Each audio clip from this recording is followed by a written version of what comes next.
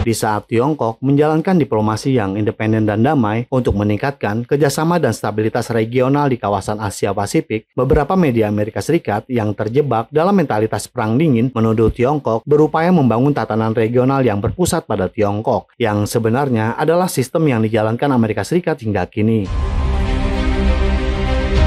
Menteri Luar Negeri Tiongkok Wang Yi memulai perjalanan 4 hari ke Asia Tenggara dengan mengunjungi Myanmar sebelum melakukan perjalanan ke Thailand untuk menjadi ketua bersama pertemuan Menteri Luar Negeri Kerjasama Lancang Mekong atau LMC ke-9, di mana Wang Yi juga menghadiri diskusi informal antara Menteri Luar Negeri Tiongkok, Laos, Myanmar, dan Thailand.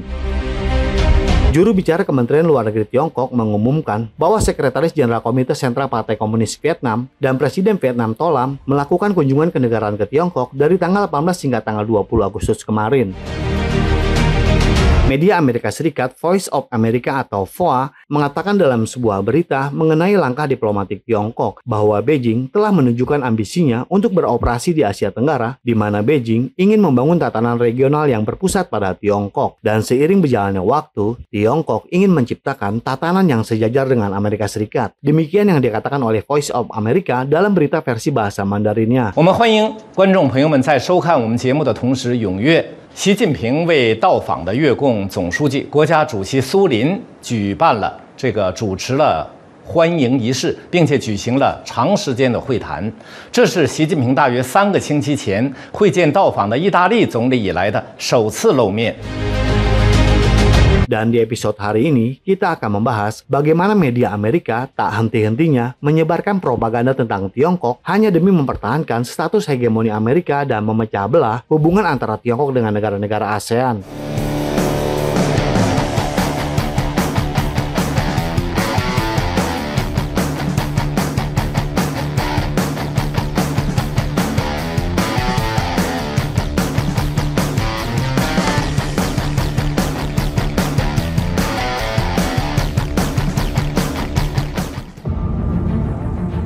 Sebelum perjalanan Wang, Tiongkok dan Indonesia mengadakan pertemuan pejabat senior pertama mereka dalam sebuah dialog bersama antara Menteri Luar Negeri dan Pertahanan pada hari Selasa di Jakarta. Media Amerika Serikat mengutip pertemuan 2+2 sebagai bukti tujuan jangka panjang Tiongkok di Asia Tenggara untuk menormalkan kerjasama pertahanan. Seorang analis Voice of America Tiongkok juga mencoba untuk memecah belah ASEAN dan Tiongkok dengan mengatakan bahwa tindakan Beijing di Laut China Selatan menimbulkan masalah serius bagi seluruh ASEAN. Media Amerika ini juga mengatakan bahwa Beijing memainkan kartu ekonomi, mengacu pada kunjungan Perdana Menteri Siti Veni Rabuka dari Fiji ke Tiongkok yang sedang berlangsung.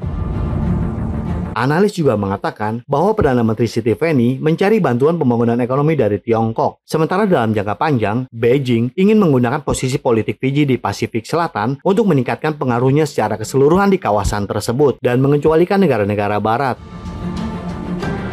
Lee Haidong, seorang profesor dari Universitas Hubungan Luar Negeri Tiongkok mengatakan Amerika Serikat memandang Tiongkok sebagai penantang terbesarnya. Jadi tindakan apapun dari Beijing secara alami akan diberi interpretasi yang kompetitif dan konfrontatif oleh Amerika Serikat baik melalui media maupun para politisinya.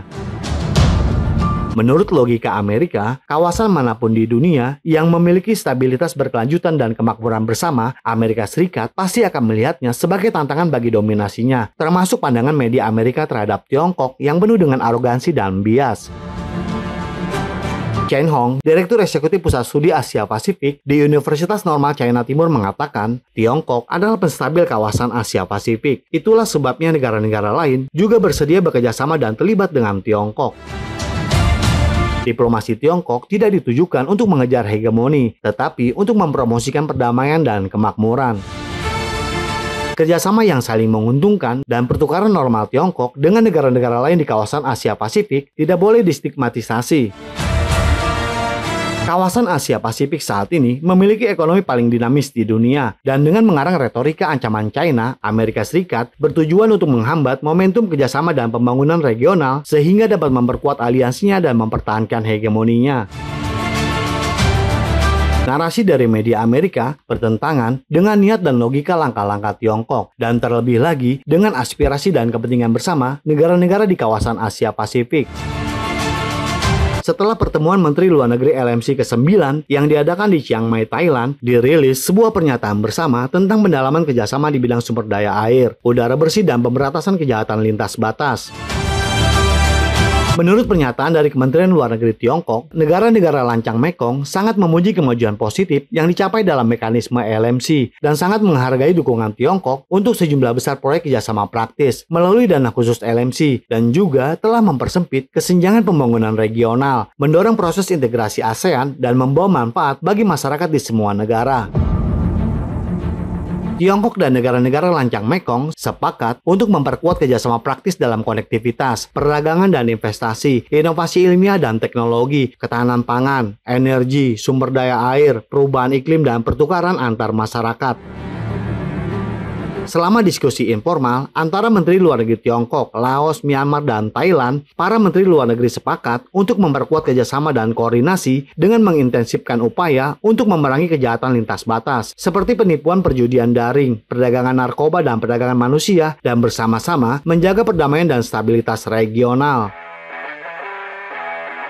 Beberapa hari yang lalu, Ketua Dewan Administrasi Negara Myanmar, Jenderal Senior Min Aung Hlaing, mengucapkan terima kasih kepada Tiongkok atas peran konstruktifnya dalam mempromosikan perundingan damai di Myanmar Utara dan menyampaikan harapan bahwa Tiongkok akan terus mendukung Myanmar dalam menjaga stabilitas dalam negeri dan mencapai rekonsiliasi politik. Dan hal tersebut disampaikan selama pertemuannya dengan Wang Yi yang sedang berkunjung ke Myanmar. Dalam pertemuannya dengan Wang Yi di Chiang Mai, Thailand, Wakil Perdana Menteri dan Menteri Luar Negeri Laos, Selumsai Komesit, mengatakan bahwa perkembangan pesat kerjasama antara Laos dan Tiongkok telah memainkan peran penting dalam pembangunan sosial ekonomi Laos. Wakil Perdana Menteri dan Menteri Luar Negeri Kamboja, Sok Chendasopea, mengatakan kepada Wang Yi bahwa Tiongkok selalu menunjukkan sikap tidak mementingkan diri sendiri dalam membantu negara-negara berkembang dan juga telah berkomitmen untuk menjaga perdamaian dan stabilitas regional. Pembangunannya akan menguntungkan seluruh kawasan termasuk Kamboja sendiri. Menjelang kunjungan Wang pada tanggal 5 Agustus kemarin, Kamboja mulai membangun kanal Phnom Techo yang didanai Tiongkok yang menghubungkan anak sungai Prek Takeo Sungai Mekong di Provinsi Kandal Selatan dengan laut di Provinsi Cape Barat Daya.